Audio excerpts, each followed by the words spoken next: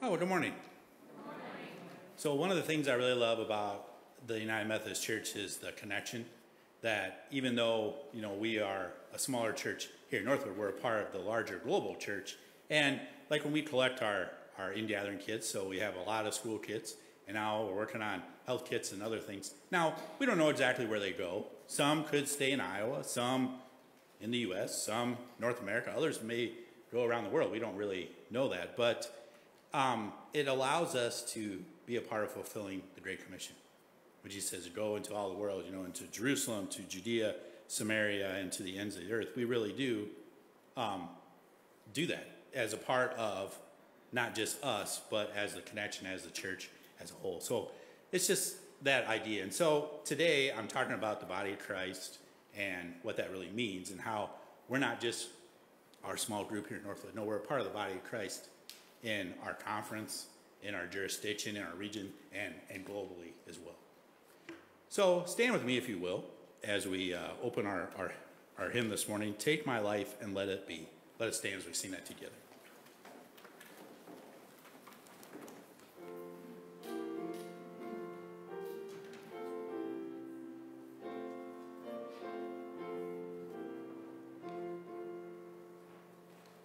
Take my life and let it be consecrated, Lord, to Thee. Take my moments and my days, let them flow in ceaseless praise. Take my hands and let them move at the impulse of Thy love. Take my feet and let them be swift and beautiful for Thee. Take my voice and let me sing, always only for my King.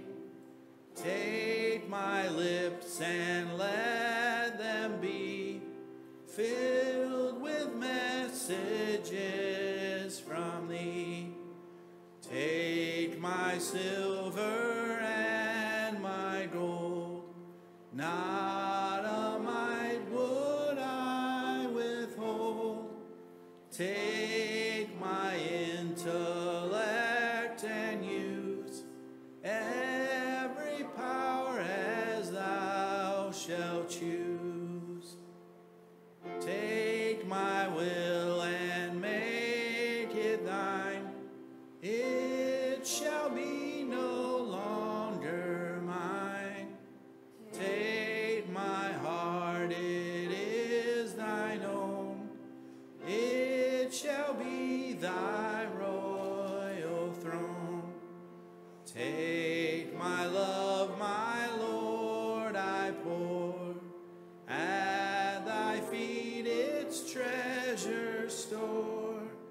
Take myself and I will be ever only all for Thee.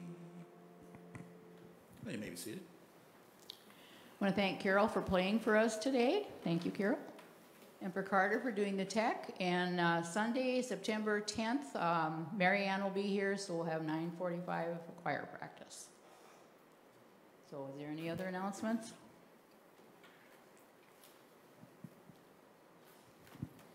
Okay, just a reminder that 1 week from today will be our all-church potluck at our house. I have very few people signed up. So if it's something you would like to do, if you'd like to join your church family for a meal, please find this. I'll pass it around again.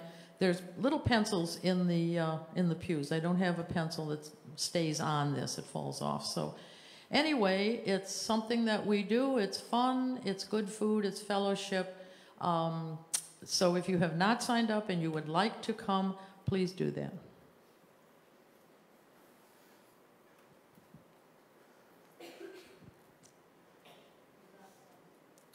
Oh, fell out of the pew.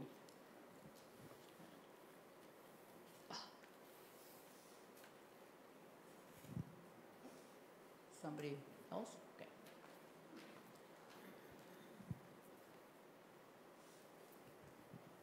Yeah, it's kind of a long story about Dave, but I'll try to make it short. He did have a procedure a couple weeks ago. They did put a defibrillator pacemaker in, a new one, because they were going to add a third lead so that the bottom part of his heart and the top would be work together. And they couldn't get through the scar tissue from previous procedures that he's had, so after 6 hours they gave up. And now we're going up on the 18th, he's having another procedure to try it again. This time they're going in through the left side somehow. I'm not sure how they're going to do it, but I'm sure they know what they're doing. And then also ablate his heart and try to get it excited again so that the top and the bottom work more in sync. So he's still tired and weak and hard to breathe, and they think he might have some fluid in the lower part of his lung, which I guess isn't caught when they check your heart and stuff. But he's just taking it easy. If he doesn't, he's got me to deal with. So keep him in your prayers.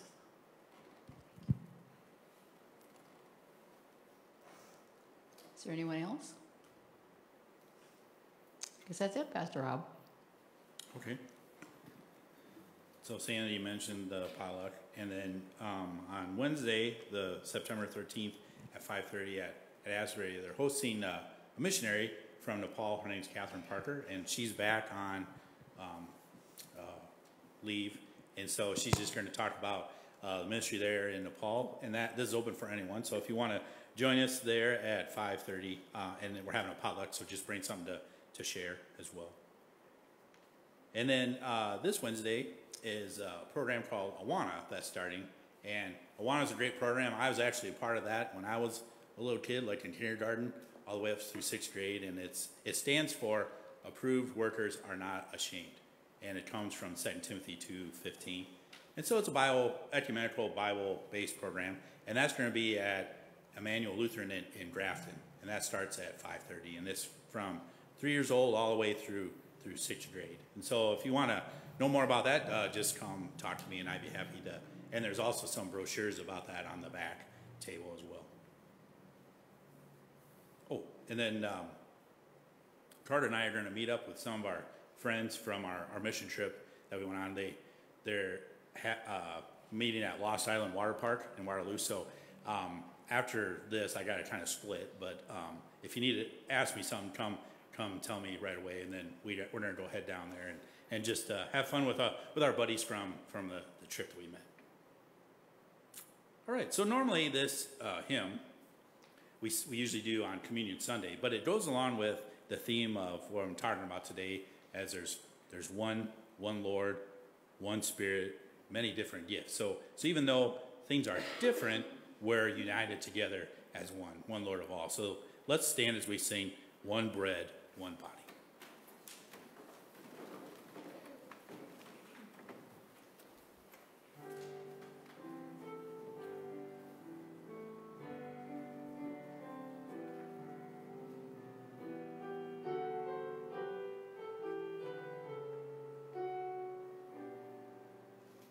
One bread, one body, one Lord of all. One cup of blessing which we bless, and we, though many, throughout the earth, we are one body in this one Lord. Gentile or Jew, servant or free, woman or man, no more. One bread, one body, one Lord of all. one cup of blessing which we bless. And we, though many, throughout the earth, we are one body in this one Lord. Many the gifts, many the words, one in the Lord of all, one bread, one body, one Lord of all, one cup of blessing which we bless, and we, though many, throughout the earth, we are one body in this one Lord. Grain for the fields, scattered and grown, gathered to one for all, one bread, one body, one Lord of all, one cup of blessing which we bless, and we, though many, throughout the earth, we are one body in this one Lord.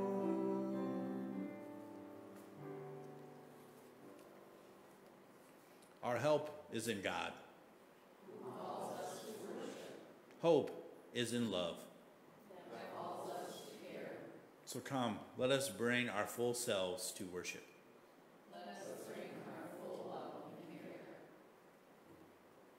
O gracious and loving God, bless us with your presence as we worship this day.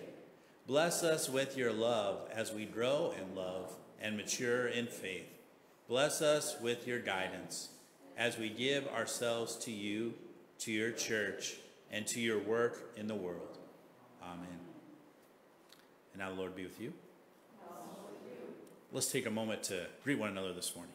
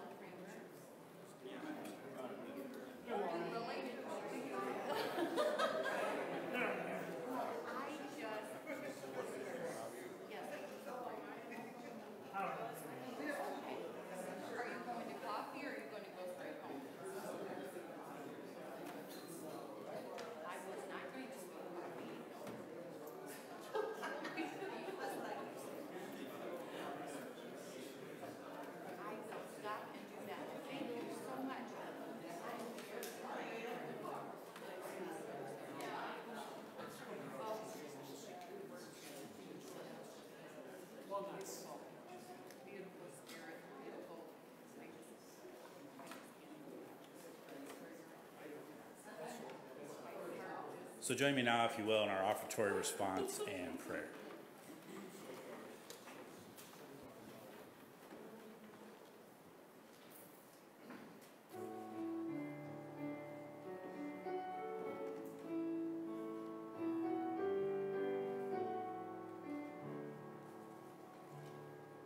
Lord, prepare me to be a sanctuary, pure and holy, tried and true.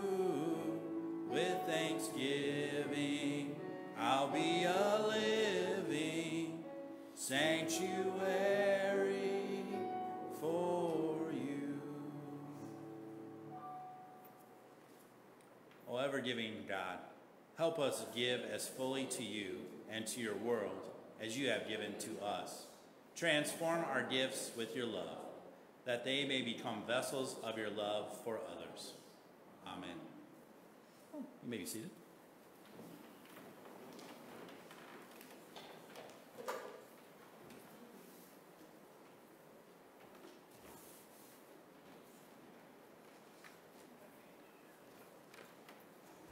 Good morning. The scripture reading this morning is Matthew 16, verses 13 through 20. Now when Jesus came to the area of Caesarea Philippi, he asked his disciples, "Who do people say the human one is?" They replied, "Some say John the Baptist, others Elijah, and still others Jeremiah, or one of the other prophets." He said, "And what about you? Who do you say that I am?" Simon Peter said, "You are the Christ, the Son of the living God." Then Jesus replied, "Happy are you, Simon, son of Jonah, because no human has shown this to you. Rather, my Father who is in heaven has shown you. I tell you that you are Peter, and I'll build my church on this rock. The gates of the underworld won't be able to stand against it. I'll give you the keys of the kingdom of heaven. Anything you fasten on earth will be fastened in heaven. Anything you loosen on earth will be loosened in heaven." Then he ordered the disciples not to tell anybody that he was the Christ. The sermon text is Romans 12, verses 1 through 8. So, brothers and sisters, because of God's mercies, I encourage you to present your bodies as a living sacrifice that is holy and pleasing to God. This is your appropriate priestly service. Don't be conformed to the patterns of this world, but be transformed by the renewing of your minds so that you can figure out what God's will is, what is good and pleasing and mature. Because of the grace that God gave me, I can say to each one of you, don't think of yourselves more highly than you ought to think. Instead, be reasonable, since God has measured out a portion of faith to each one of you. We have many parts in one body, but the parts don't all have the same function. In the same way, though, there are many of us. We are one body in Christ, and individually we belong to each other. We have different gifts that are consistent with God's grace that has been given to us. If your gift is prophecy, you should prophesy in proportion to your faith. If your gift is service, devote yourself to serving. If your gift is teaching, devote yourself to teaching. If your gift is encouragement, devote yourself to encouragement. The one giving should do it with no strings attached. The leader should lead with passion. The one showing mercy should be cheerful. This ends the reading.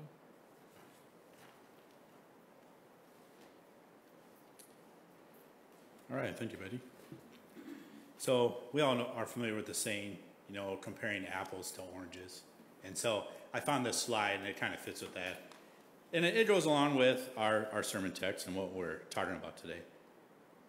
And you look at that and you just say, yes, they're both fruits. But there's also some noticeable differences too as well. I mean, one's citrus, the other isn't. There's the thing of taste, there's color, texture, One has appeal, the other doesn't. So, I mean, they're similar, but they are not exactly the same. And it's these types of like broad generalizations that can lead to things like, maybe you've heard people talk about and they say, oh, I don't like going to church because church is just so boring, right? All church is just boring. And all those preachers, they are so long-winded, right? Or that everyone who lives in Iowa, lives on a farm and they're all hicks, right? We've heard those things. And everything's bigger in Texas. Well, Sandy, is that true? That's true. Oh, whatever.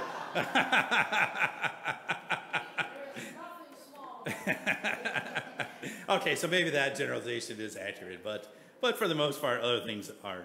They're definitely gross generalizations. But things like that, they really do shape our opinion if we haven't experienced. We hear these things, we think. So people that have never been to Iowa think it's all flat, right? It's all corn and bean fields. There's nothing fun to do in Iowa at all. But we know that's not the case at all. We know that not all pastors are long-winded, right? Some are really good. Correct? Okay, good. Yeah. So this makes me think of the first time I actually went to Michigan. So this was, I think Carter was probably in 4th grade, and it was over his spring break. So I took a week off. And the reason I did that was I wanted to get these pigs. Now, they weren't just any pigs. These were specialty pigs.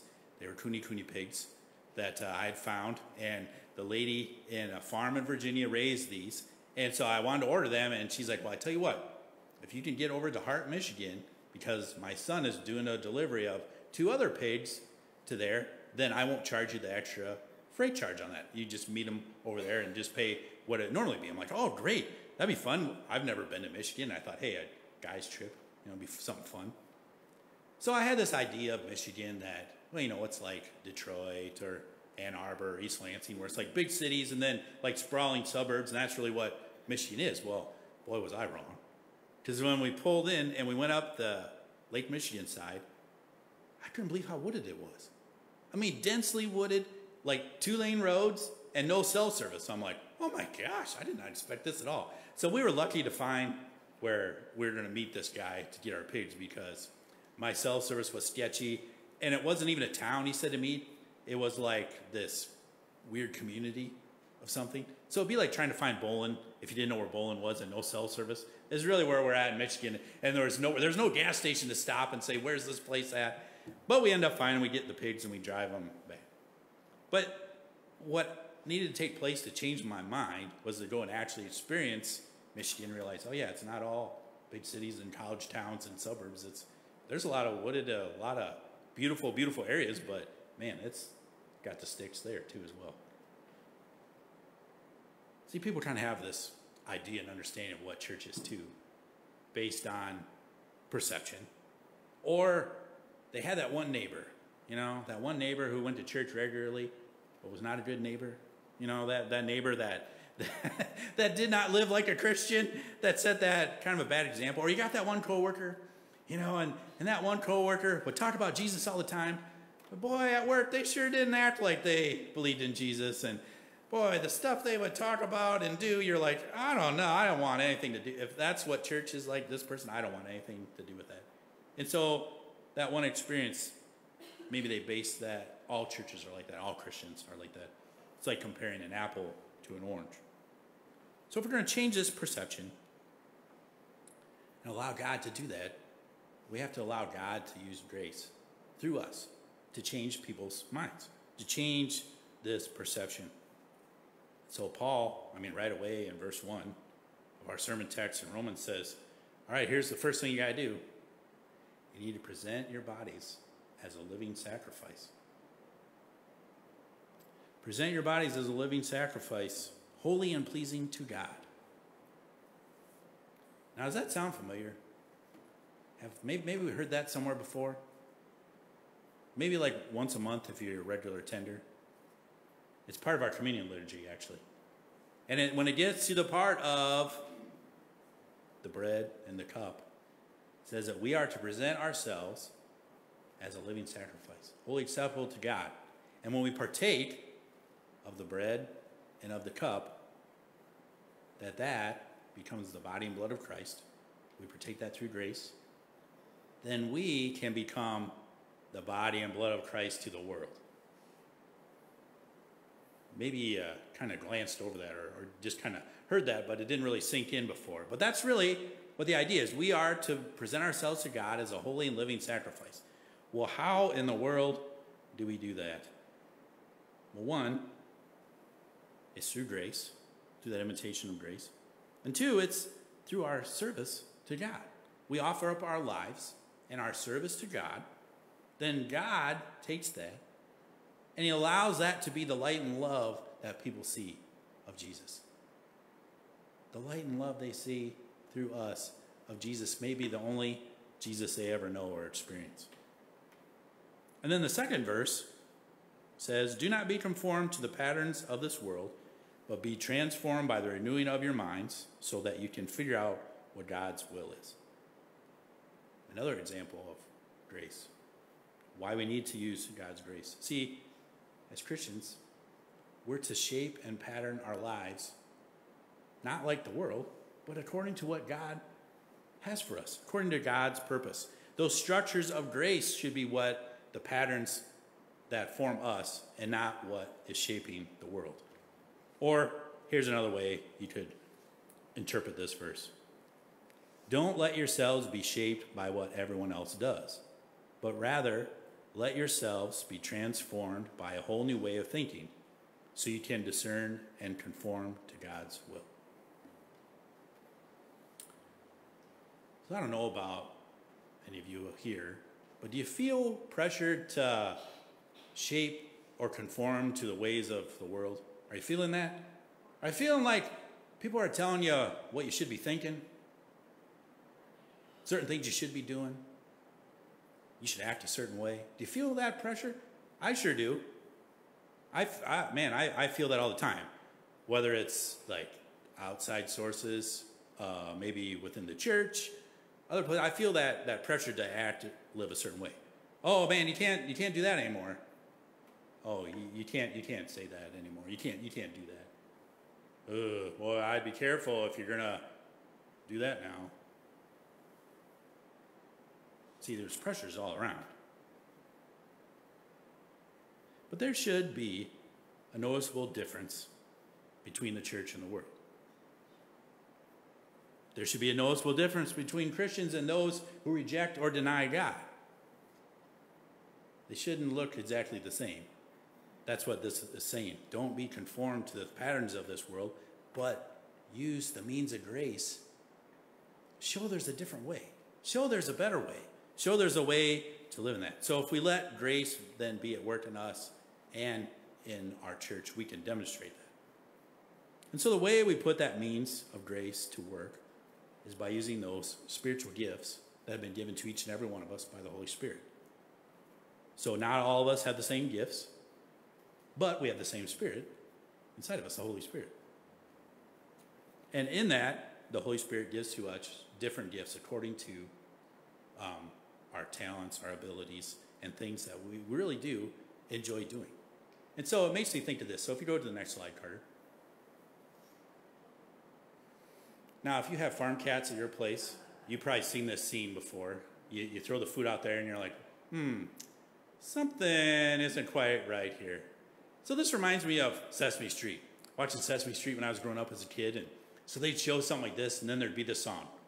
One of these things is not like the other. One of these things doesn't belong. Can you tell which thing is not like the other? Guess before my song is done. Before my song is done. Okay, so what's the difference? The possum, yes. Yes. Obviously the possum doesn't belong. In fact, the other day I went out to feed our cats and I'm like, oh, Mr. Possum, what are you doing here? You need a shoe and go away. Like get out of here. But it's the same truth applies to spiritual gifts. Yes, the same Spirit gives those to each and every one of us. But we all have different gifts. We don't all have the same gifts. We don't all have the same talents or abilities or things we enjoy. No, there's a variety of those things. And the way that we experience that is different too. Where I said what changes perception is experience. Now, my experience with spiritual gifts is probably different than yours. And it's probably different than yours, and it's probably different than yours as well. Now, does that mean that my way is better than yours? No, of course not. We all experience things different. We all use our gifts differently. But those are the things that God has given to us. And we know that it's that same Spirit that's at work in all of us. And then in verse 4 it says, there are many members, but one body, and all members do not have the same function. So it's that wonderful idea of that diversity of gifts creates a diverse body. Diversity is a good thing. I don't want to be all of the same mind. We all think the exact same thing. We all live the exact same way. I mean, how boring is that, right? Diversity is a good thing. Not to mention, if all of us had the one same gift, boy, a lot of things wouldn't get done around here, would they? No, I'm thankful for all the work that gets done by the different people, so I don't have to do everything. I shouldn't have to do everything, and I don't, and so I appreciate that of all of you. So the diversity of gifts makes for a diverse body. And it's that grace of God that's like the glue that kind of brings us all together. It allows us to be able to come together in worship, to work together, to do the work of the church, the things that need to be done. And it allows us to be able to do ministry together as well. So what are some of these spiritual gifts? So let's look at the next slide, if you would, Carter. So there's some mentioned in our section of Romans. The rest are listed in Ephesians and 1 Corinthians, where we find most of these other gifts. And maybe you know what your spiritual gifts are. Maybe you haven't given much thought to it and you're kind of confused. Well, I can help. If you're like, I have no idea what any of my spiritual gifts are, I would love to have a conversation with you and we can help to try and figure that out. But hospitality is on there. That's actually a spiritual gift. And you'd say, well, that's something I just enjoy. I like having people over. I like hosting. I like doing all that stuff. That's just what I like to do. Yes. Great. Why do you think that's something you like to do? Because that's a spiritual gift that you've been given by the Holy Spirit. Same with helps. People that, if we ever need a volunteer, oh, I know I can call on so-and-so. Why? Because that's what they like to do. They like to be the one to help, to lend a hand, to be there, whatever work needs to be done. They just show up and they do it. That's a spiritual gift. Same with administration. One gift I do not have. Right, Melinda? Yep, Melinda will say yes. Melinda is the very organized one in our relationship, so it works out great. I appreciate those that have that gift of administration, that keep things running, so I don't have to be doing all that. I can focus on other things. Like being a pastor, that's up there. Not everybody's called to be a pastor, are they? No. I've heard from many of you, boy, I couldn't do what you do, or even those who fill in for me say, I don't know how you do that every week. Come up with a new sermon and plan the worship. Boy, I would struggle to do all that. I'm like, well, it's not all of us are called to be pastors. And even those that are called to be pastors still struggle with planning worship and messages and other things. So these are giftings that God gives to us. My spiritual gift besides that is exhortation. Now, that's kind of up in the one corner under faith, if you see that. Like, what is exhortation? Well, exhortation is basically someone who helps people see the good that's inside of them that maybe they're totally blind to. Helps you to see something that is at work. Like, you can see where God is working and doing something in your life, but you're totally blind to that and be like, hey, have you thought about this? Maybe that is your spiritual gift. Maybe that's where God is leading and guiding you. I think of it like a spiritual cheerleader or like a coach. So good coaches are not the ones that just yell at their players, is it? No. Now, some people need a good yelling at, don't they, to get motivated. But that's not a good coach. A good coach says, hey, come here.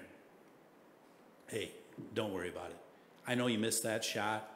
You know, it's okay. We'll get it next game. We'll work on that a little more in practice. And you just keep working, and pretty soon they're going to fall, and you're going to be doing good. Or, hey, I know you messed up that play. It's all right. It's not the end of the world. We'll get them next week. We'll get them next time. Just keep working. Keep doing it. So they motivate their players to do good. They motivate their players to work harder, to become better, to excel. And so that's kind of where I see my role, and that is just to be the spiritual cheerleader, that coach that comes alongside and says, hey, don't give up. You're doing good. Keep at it. Keep at it. Those things are going to happen. You know, that thing you're believing and trusting God in, it's going to happen. Just stick it out. Come on. Let's do it together. Join me. Let's work together, and we'll see that happen. So those are just some of the spiritual gifts. And maybe you're like, hey, I never thought of that as a spiritual gift, but wow, maybe that's what God is working in me. That's a gift the Holy Spirit gave to me. And so, one body, one spirit, different gifts equals ministry. It really does. It equals the work of the ministry. And so let us be about putting our spiritual gifts to use.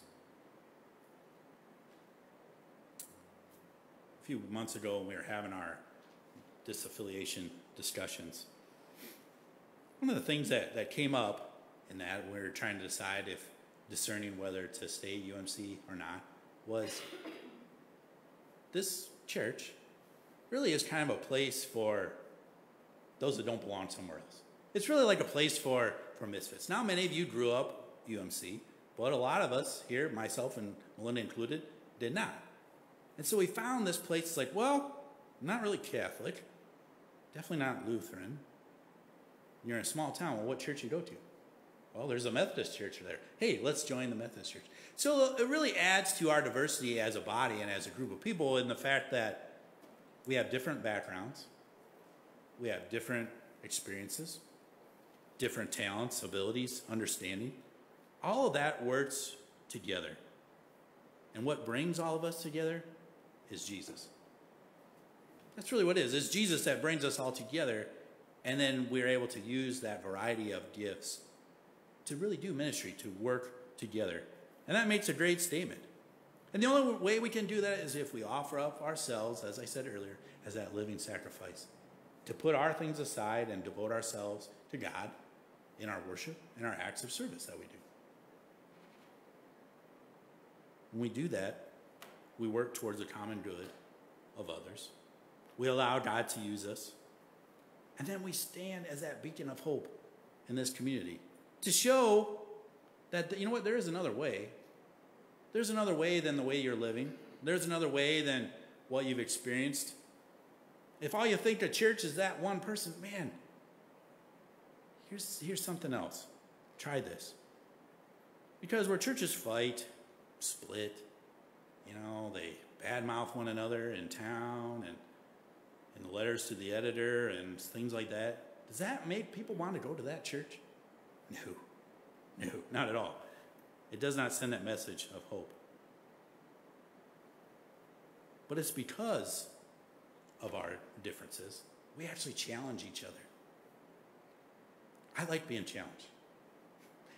As a pastor, I appreciate that. If you have a question or something you're wondering about, bring that to me because I like that. I like being able to share that. Because one, it makes me have to really dig deep in here. It makes me have to look for that, to try and find that. And it could be a question that, you know what, I don't know the answer either. I need to find that out myself. So I appreciate those things, that we challenge one another. And in doing that, and being able to work together, we are able to relate then to a world that is looking for answers.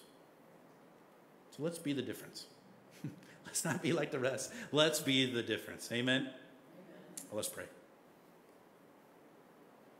Well, God, I'm thankful for the variety of gifts, the variety of people, the variety of talents that you've brought together and assembled here. It's now a coincidence or chance. Lord, you drew us together in this place. And when we offer ourselves to you and we're able to work together and do ministry, Lord, let us be that beacon of light and hope to this community and to the world. Lord, we ask all these things and offer them up to you as we say the prayer you taught us to pray. Our Father, who art in heaven, hallowed be thy name. Thy kingdom come, thy will be done, on earth as it is in heaven. Give us this day our daily bread, and forgive us our trespasses, as we forgive those who trespass against us. And lead us not into temptation, but deliver us from evil. For thine is the kingdom, the power, and the glory forever. Amen. Amen. Well, join me then in our next hymn, Here I Am, Lord. Let us stand as we sing that together.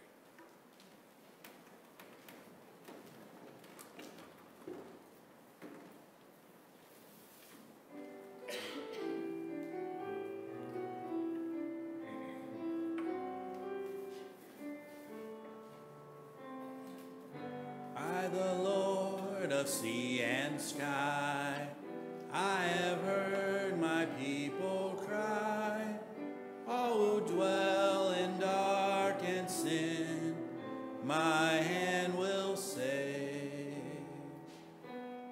Made the stars of night, I will make their darkness bright.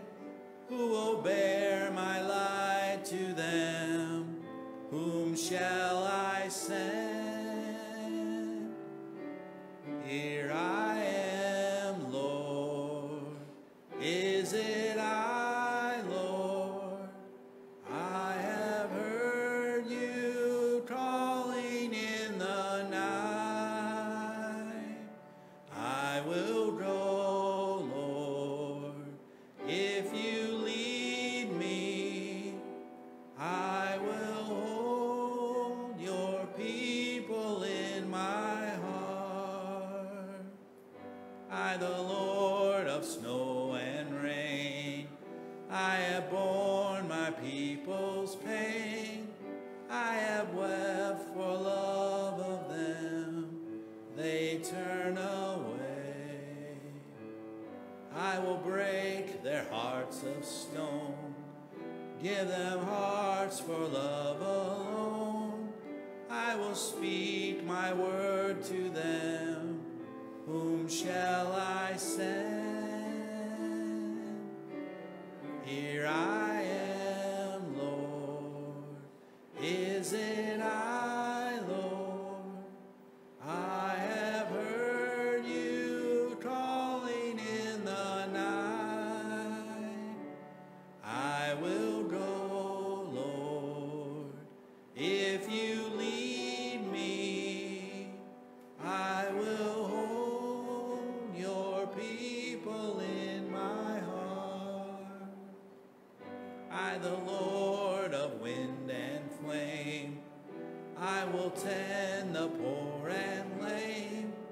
I will set a feast for them, my hand will save. Finest bread I will provide, till their hearts are satisfied. I will give my life to them. Whom shall I send? Here I am, Lord. Is it I, Lord? I have heard you calling in the night. I will go, Lord, if you lead me.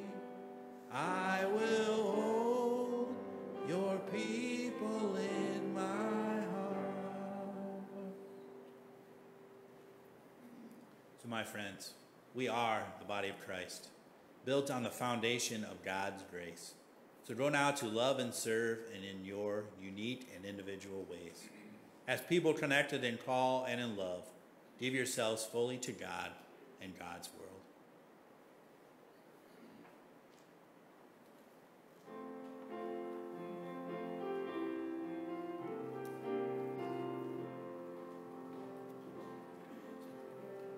Righteous and holy in all of your ways, we come before you with honor and praise, here to adore you for all of our days. We come before you with honor and praise.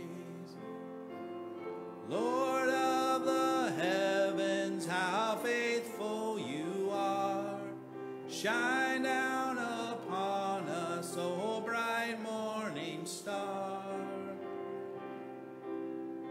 Righteous and holy in all of your ways, we come before you with honor and praise. Filling the temple, the work of your grace, we come before you with honor and praise. Here to adore you for all of our days, we come before you with honor and praise.